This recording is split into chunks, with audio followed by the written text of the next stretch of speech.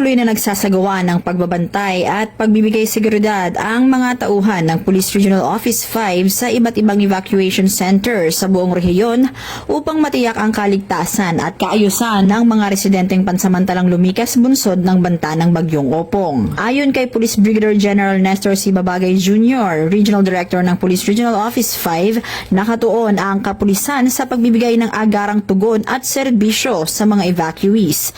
Bilang bahagi ng kanilang tungkulin ay aktibong nagpapatrolya ang mga tauhan ng kapulisan sa loob at labas ng mga evacuation center.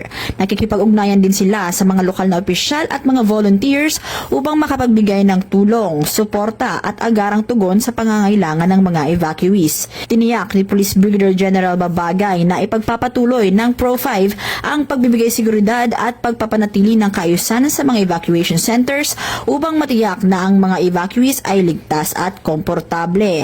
Samantala, nananawagan din ang kapulisan sa publiko na makipagtulungan at sumunod sa mga alituntunin at regulasyon sa loob ng evacuation centers upang mapanatili ang kaligtasan at kapakanan ng lahat. Mula dito sa Bicol Region, ako ang inyong PNN correspondent, Staff Sergeant Irene Hanitri Abad, alagad ng batas, tagataguyod ng Balitang Pulis.